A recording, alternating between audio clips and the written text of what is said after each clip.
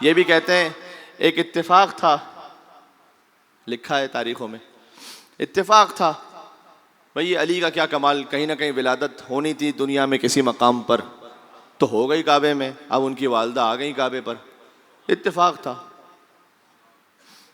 تو کیا یہ بھی اتفاق تھا کہ دیوار کعبہ شق ہوئی؟ کیا یہ بھی اتفاق تھا کہ علی کی والدہ اندر تشریف لے گئیں؟ کیا یہ بھی اتفاق تھا کہ دیوار کعبہ پھر بند ہو گئی؟ کیا یہ بھی اتفاق تھا کہ علی کی والدہ 3 دن تک کعبے میں اللہ کی مہمان رہیں، 3 دن بعد دوبارہ دیوار کعبہ شق ہوئی، پھر والدہ مولا علی علیہ السلام کی باہر آئیں، ہاتھ میں ایک نومولود ہے، حضور مکرم استقبال کے لیے تشریف لائے، بچہ آغوش مادر سے آغوش رسالت میں آیا، کلمہ ہمارا پورا ہو گیا۔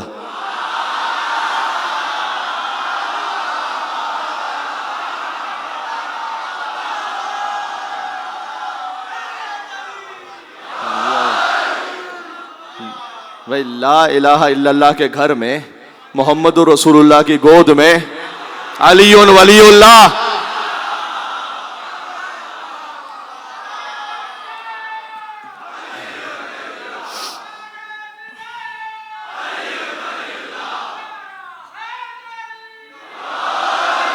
کعبہ ہے آغاز علی دنیا میں، یہاں غدیر ہے معراج علی۔ غدیر میں بھی ایسے ہی تھا، بانی محفل تھا لا الہ الا اللہ، خطیب محفل تھے محمد رسول اللہ، موضوع محفل تھا علی ولی اللہ، تھا تو ایسے ہی۔ ہاں تو جس کا آغاز انجام سب کچھ خدا ہی خدا ہو۔ کسی پرانے بت پرست کی اوقات کیا تھی کہ علی سے بیعت لے لیتا؟ یہ ایک جملے میں پوری تاریخ ہے، اب وقت نہیں ہے کہ ہر چیز کو دہرایا جا سکے۔ ہاں رات کے اس پہر یقین فرمائیے گا کہ میں تو آپ کی زیارت کے لیے آ جاتا ہوں، اور یہ کہ مولا کی خدمت ہو جائے یہاں پر۔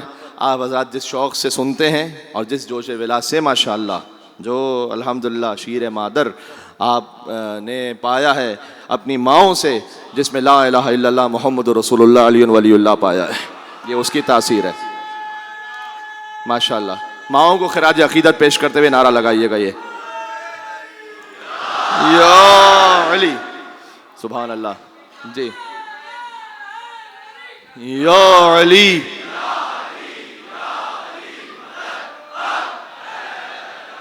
جب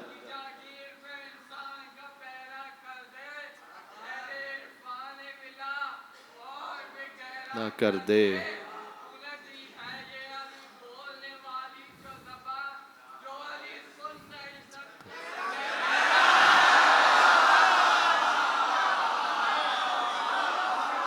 جی، اب لا الہ الا اللہ کیا کہنے، لا الہ الا اللہ کے گھر میں، محمد رسول اللہ کی گود میں علی ولی اللہ تشریف لے آئے، اور حضور کی جیسی گود میں پہنچے۔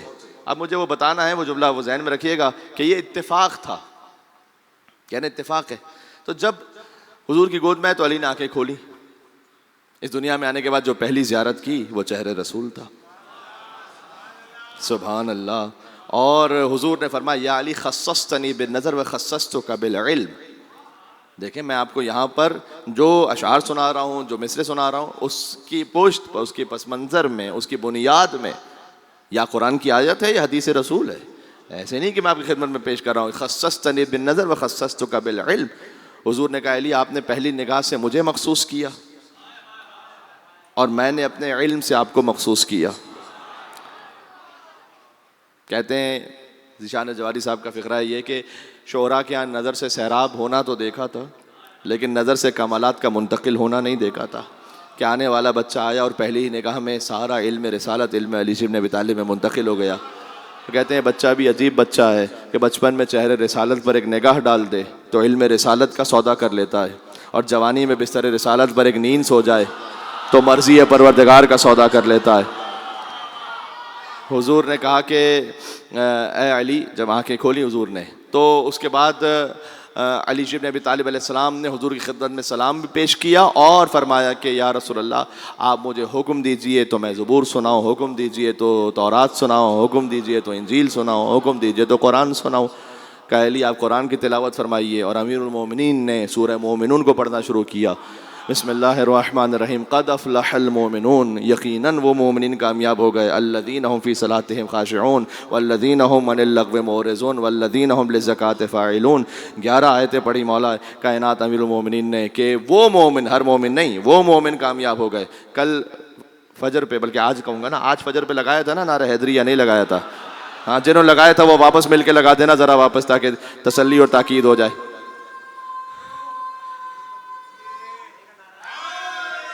یو علی جی. تو وہ مومن کامیاب ہوگا جو نماز میں خشوع رکھتے ہیں. مولا نے آیت پڑھی، ہر مومن نہیں، وہ مومن. الذین هم فی صلاتہم خاشعون والذین هم من اللغو معرضون، جو اپنے آپ کو بیہودہ باتوں سے بچاتے ہیں، وہ مومن کامیاب ہو گئے. حضور کے سامنے علی بن ابی طالب السلام نے قرآن پڑھنا شروع کیا تھا. کہتے ہیں کہ علی نے قرآن ابھی نازل ہی نہیں ہوا تھا اور قرآن پڑھ لیا علی نے. بغض مرتضیٰ میں آ کر دست مصطفیٰ کے معجزے کا انکار کرتے ہو. مصطفیٰ کے ہاتھ میں آ کے تو پتھر بولنے لگ جائے. ہاں علی بول رہے ہوں دست مصطفیٰ پر، تو پھر اس میں تعجب کی کیا بات ہے؟ تو جناب یہ تو آپ نے کچھ زیادہ ہی بڑھا دیا. یعنی یہ کہ مصطفیٰ نے تو نہیں پڑھا قرآن جب وہ دنیا میں تشریف لائے، اور مرتضیٰ نے پڑھ لیا. تو بھائی پڑھنا ہی مرتضیٰ کا بنتا تھا.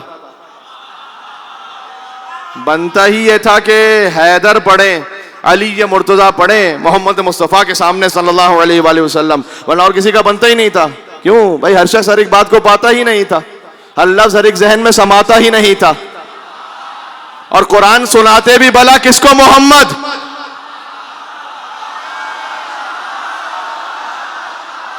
پھر سے کہہ رہا ہوں، ہر شخص ہر لفظ ہر ایک ذہن میں پاتا ہی نہیں تھا. ہر شخص ہر لفظ ہر ایک ذہن میں پاتا ہی نہیں تھا. ہر شخص ہر لفظ ہر ایک ذہن میں پاتا ہی نہیں تھا. ہر شخص ہر ذہن میں سماتا ہی نہیں تھا. قرآن سناتے بھی بھلا کس کو؟ محمد. پھر سے ذرا ساتھ دینا میرا. قرآن سناتے بھی بھلا کس کو؟ محمد. بھائی قرآن کسی اور کو،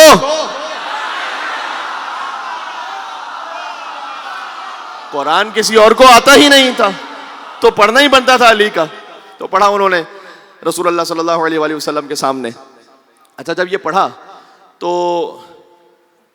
یہ اتفاق ہے کیا؟ یہ بھی اتفاق تھا کہ دیوار کعبہ پھر سے شق ہو، علی آئیں حضور کی گود میں آنکھیں کھولیں؟ کیا یہ بھی اتفاق تھا کہ پہلی زیارت حضور کی کریں؟ کیا یہ بھی اتفاق تھا کہ قرآن پڑھنے لگے؟ آپ کہہ رہے ہیں کہ اتفاق سے ولادت ہو گئی خانہ کعبہ میں. تو کیا یہ بھی اتفاق تھا کہ علی ابن ابی طالب بستر رسالت پر سو جائیں؟ اور یہ بھی اتفاق تھا کہ حضور اپنا علم علی کے حوالے کریں؟ کیا یہ بھی اتفاق تھا کہ حضور اپنی دختر کا ازدواج علی مرتضیٰ سے فرمائے؟ کیا یہ بھی اتفاق تھا کہ حضور مکرم علی کو خیبر میں بلائیں؟ کیا یہ بھی اتفاق تھا کہ خندق میں علی کو کل ایمان بنائیں؟ کیا یہ بھی اتفاق تھا کہ احد میں علی کے لیے ذوالفقار نازل ہو؟ کیا یہ بھی اتفاق تھا کہ حضور اپنا نائب بنائیں اور کہیں یا علی انت منی بمنزلت ہارون میں موسیٰ الا انہ لا نبی بعدی؟ کیا یہ بھی اتفاق تھا کہ سورہ توبہ علی کے حوالے کریں تاکہ وہ جا کر مشرکین کے درمیان پڑھ کر اپنی جلالت اور حیبت کا اعلان فرمائیں؟ کیا یہ بھی اتفاق تھا کہ غدیر میں علی ابن ابی طالب کو بلند کریں اور علی کو مولا بنائیں؟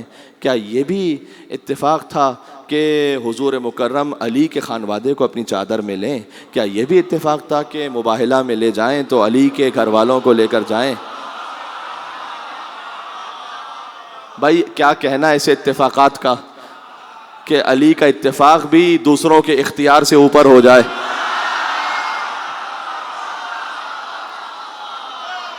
ہاں علی یا علی. تو علی ابن ابی طالب السلام کی پاکیزگی یہ ہے کہ یہاں سے اس ظاہری حیات کا آغاز ہے. تو ابوالفضل عباس علیہ السلام نے کیا کہا؟ بات وہاں رکی ہوئی ہے، میں بات کو مربوط کر لوں تاکہ ہم اس تسلسل میں آ جائیں. کہ عباس نے کعبے کی چھت پر کہا کہ حمد اس پروردگار کی کہ جس نے کعبے کو یہ شرف بخشا کہ حسین کے بابا کے قدم کعبے میں آئے. پھر کہا یا ایھا الکفرۃ الفجرہ، کعبے کو شرف بخشا کہ حسین کے بابا کے قدم کعبے میں آئے. اس پہ یہ جملہ سن لیجئے گا. یعنی ذرا 13 رجب کی رات کے حالات تو دیکھو. یہ کس نے بت کدے کو قابل سجدہ بنا ڈالا؟ کل ابو طالب علیہ السلام پر کیا بات کی ہے آپ نے ماشاءاللہ سے اور کیا سنا ہے. یہ کس نے بت کدے کو قابل سجدہ بنا ڈالا اور کہا ہے جس ابو طالب کو تم نے عمر بھر کافر، کہا ہے جس ابو طالب کو تم نے عمر بھر کافر، اسی کافر کی زوجہ نے اسے قبلہ بنا ڈالا.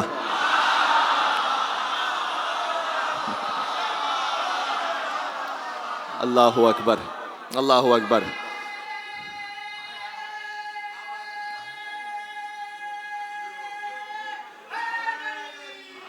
یا علی. زیادہ زحمت نہیں ہے، خستگی بھی شدید محسوس کر رہا ہوں. انشاءاللہ پھر کل جاری رکھیں گے اس بات کو.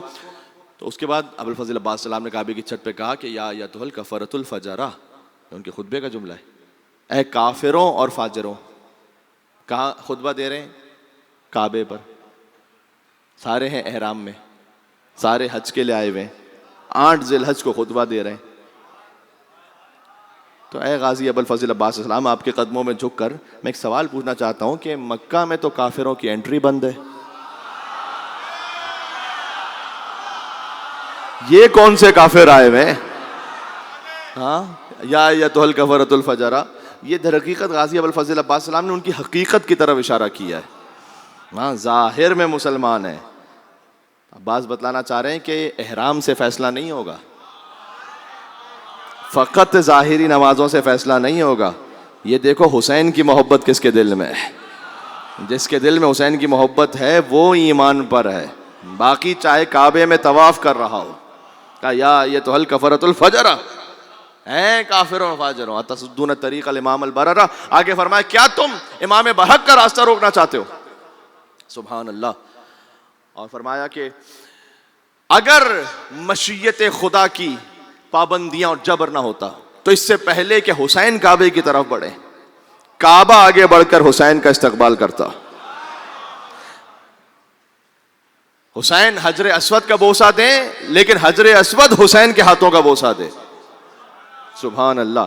اس کے بعد فرمایا تم وہی خطا اور غلطی کر رہے ہو کہ جو قریش نے کوشش کی کہ وہ حضور مکرم کو مارنا چاہتے تھے، قتل کرنا چاہتے تھے، لیکن میرے بابا جب تک تھے تو کوئی مصطفیٰ تک پہنچ نہیں سکتا تھا. تو یاد رکھو جب تک میں ہوں کوئی نواسے رسول تک پہنچ نہیں سکتا. یہ غازی ابوالفضل عباس السلام نے پوری شان سے خطبہ ارشاد فرمایا. تو عرض کیا میں نے کہ کربلا تک حسین منی، حسین مجھ سے، کربلا کے بعد انا من حسین، میں حسین سے ہوں. اب حضور کا دین باقی حسین سے. اور جو اپنے آپ کو جہاں امام حسین السلام سے قریب کر لے. کیوں؟ ابھی ہم نے سب نے مل کر وہ بات جو میں کہنا چاہ رہا تھا، سب نے مل کر یہ مصرے پڑھے تھے کہ شاہ است حسین، بادشاہ است حسین، دین است حسین، دی پناہ است حسین، سرداد نداد دست در دست ید حقہ کے بنا لا الہ است حسین. خواجہ معین الدین چشتی علیہ رحمہ، ان کا شاید ہی کوئی اور مصرع یہاں کسی کو یاد ہو ان کے علاوہ. یہ جو سب کو یاد تھا سب پڑھ رہے تھے، کوئی اور یاد ہے تو سنائے. شاید ہی کسی کو یاد ہو. یاد نہیں، پورے مجمع کسی کو یاد نہیں. سوال، اس کا مطلب کیا ہوا؟ اس کا مطلب یہ ہے کہ کیا ان اشعار کے ذریعے سے خواجہ نے امام حسین کو پہچانوایا ہے یا ان کے صدقے میں امام حسین نے خواجہ کو پہچانوایا ہے؟ ہاں، یہ ہے کہ اگر کوئی خدمت امام حسین علیہ السلام میں ہے تو امام حسین علیہ السلام اسے شناخت عطا کرتے ہیں، امام حسین علیہ السلام اسے نوازتے ہیں. تو حسین نے نوازا، حور کو نوازا. میں نے عرض کیا مجھے نہیں معلوم، میں نے اس تفصیل کو یہاں پر پڑھا یا نہیں پڑھا. حسین فقط علیہ السلام نہیں ہے، حسین علیہ السلام بنانے والے ہیں. ہاں، حسین علیہ السلام بناتے ہیں. حور کو بنایا حسین نے علیہ السلام، وہب قلبی کو بنایا حسین نے علیہ السلام. سبحان اللہ. زہیر قین کو بنایا حسین نے علیہ السلام. حسین علیہ السلام بناتا ہے. حسین نے علیہ السلام بنایا. حسین جیسے چاہے